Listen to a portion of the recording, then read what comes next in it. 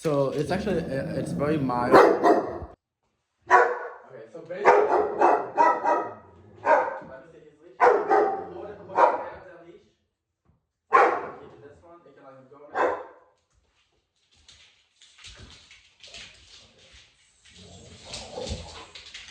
Okay, so when I was saying that like his behavior is very mild, uh, you know, like I said, it'd be a lot easier. It's always easier the youngest that they are when you start to correct them. But the reason that he's doing all this is because he's secure. Okay, this is good. The good signs coming around a little bit. But you see, the reason that he stops right away when I take over is because number one, I'm correcting it, but also just being calm. Like it's giving him more confidence. Right. And he feels threatened. Good boy. So same thing that with the ground, I see that I apply pressure right away, and I'm gonna bring him away from you. No. Hey. So he really needs a lot of guidance. Sit. Come in. So when he tries to pull away from me to go towards you, I'm bringing him back. Sit. Good. So then I'm keeping him up. Stay. Keeping him right there. He's a little confused almost because it's, you know, he's usually able to avoid the situation.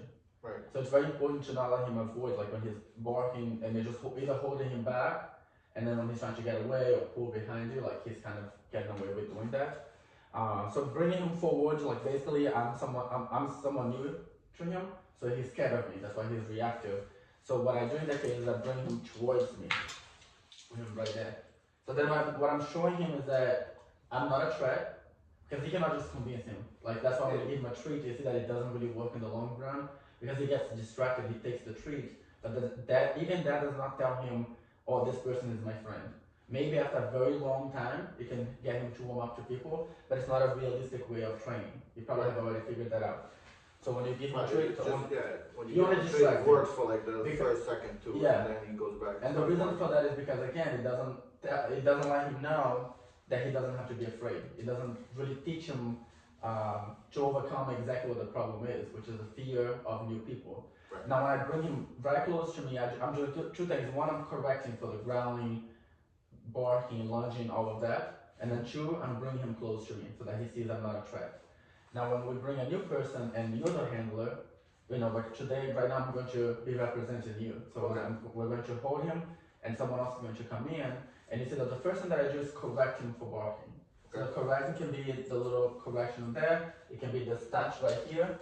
Because you see how when I do that, it really just gets his attention. So when he's barking and lunging, if I do that touch, in combination with this pressure here, and at the same time also give him direction, hey, come here, sit, like this. Just making him do things, it's going to put more in a position of like you're in charge. You're giving him directions. Yep. Second stage is to bring him close to that person, or at least keeping him around them without being reactive. Is going to teach him that it's okay to be around people. He doesn't have to fear them.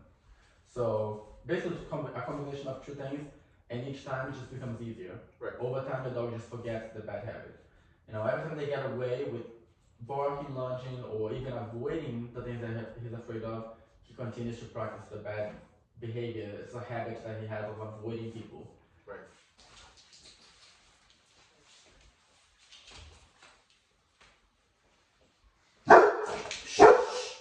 No. So see that I'm using also a correction here right now. You can also do that touch. Shh.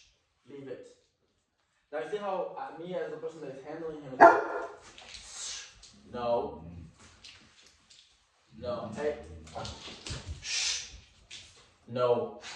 Being very firm with every little growl, every little sign of being reactive. That's that tug, and also like I said, the touch over here. This poke is more effective. So when I do that, it really gets a reaction. Like he's actually like going between my legs right now. Right. It's a good sign. It's just that teach him to hold himself back, like be more submissive. Just our commands. No. Come. And you do the poke when I'm kind of on the side. Yeah, so the most effective is going to be like right here, and I'll show you like close it like right in between his hand, like right here. And it's cheeklet, so when I go with my hand then, actually that's it really gets his attention. But it can kind of be anywhere, like the little poke just get the dog's attention. So it's a very effective way to get their attention, and you need to get their attention when you can tell them no, or leave it with someone coming in. Come a little closer to it. Shh, leave it. Now see how I don't wait for it to escalate. You can tell the small signs that he's going to be reactive. Just a little bit, and I already correct. Now he already went put himself back. Now come a little more. Now what's the next stage that can happen is when he gets so close and he doesn't have a way to be reactive because I'm stopping him, he becomes avoiding the situation, like trying to go back. So this one I'm going to bring him forward. Sit. Okay, so now the person is right there. At this stage he's no longer reactive. He's just trying to avoid it, he's trying to get away from the situation now, because it's almost like when you lose a fight and you want to go away. That's what he's trying, that's what is in his mind. He's used to just being reactive and barking. I was able to stop that behavior, so now he doesn't know what to do with himself, right? But it's very important for the second stage of training is to get him to be comfortable with people. A lot of times, that's the biggest mistake that people make in trainers, and this is really good. He's letting me pet him and everything. He's a little confused. It's just because he doesn't know better. This is a really good sign that he's going to warm up very quickly.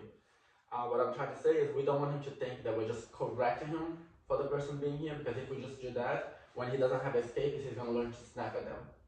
Like if you just hold him back right now and correct him that you do nothing else, and he comes, his only option is to bite, to defend himself. Right. So he may or may not, but there's a high chance that he will. So instead, you keep the person pretty close to him, and then you make him do different things. Like he's really nervous right now. You make him come. Good boy. Come here. Yes. Come. Sit. Sit. So I reinforce different things. Good boy. Okay, come. So watch how we're gonna, because he's really unsure about what's happening because it's a new situation, right? So by keeping him in this environment that is a new person, here we don't let him be reactive and we make him do different things. So like different movement, it caught his attention, but he did great. He looked away.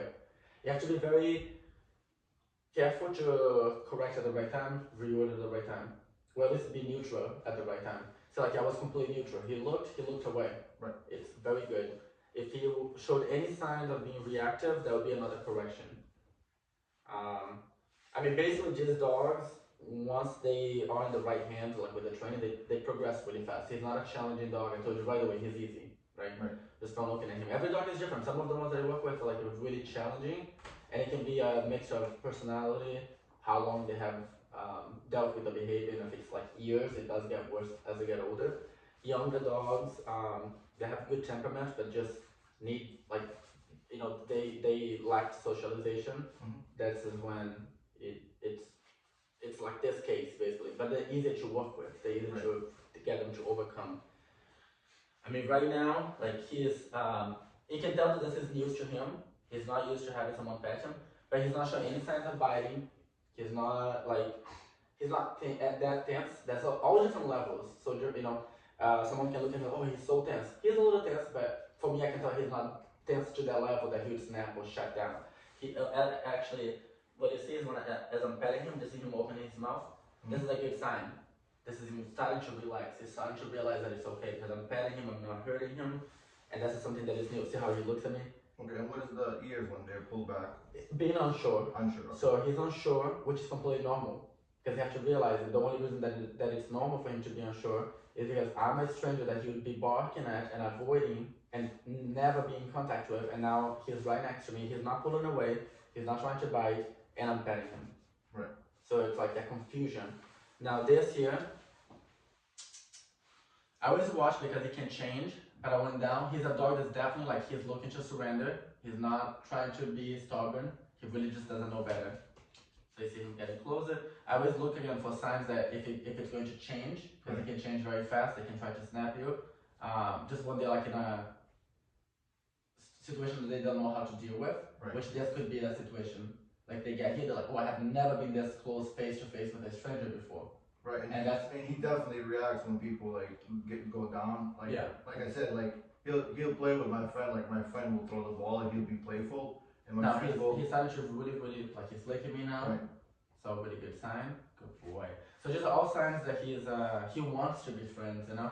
And what it is like you said, when people go down or making different movements, he just doesn't understand. Right. Yeah. A dog that is that has a little bit of issues with people, they really lack the ability to handle like different movements and different things, just because it's all a little threatening to them. Good boy. Down. That's a good boy. It's a good boy. Okay, so this is all really good when I get up to see it. Good. Good boy. So see, like when I walk towards him, same thing, he got a little unsure about what's going to happen. And that's what I'm talking about, desensitizing. So, sit. Sit. Good boy. So like things like that, you know. The reason he's not listening right away is because there's so much pressure, so many things that he needs to like be able to handle. Right, so now let's see if my friend walks towards me again. Someone he's never met before. Come closer. Stay there. Now this was again very good. I'm not holding him. He's just making his own decision. I'm ready to correct only if I need to, but I need also to give him credit because he's being good. So if he doesn't show any signs of making a mistake, any amount of tension can be bad. Even just holding back like this, because you don't know what he's going to do, because that's how you're going to make him think he's doing something wrong. So the fact that I was really relaxed and he did great, this is the first like good experience like right from the get-go. You know? Actually, what you see is when as I'm petting him, this is him opening his mouth. This is a good sign. This is him starting to relax. He's starting to realize that it's okay because I'm petting him, I'm not hurting him.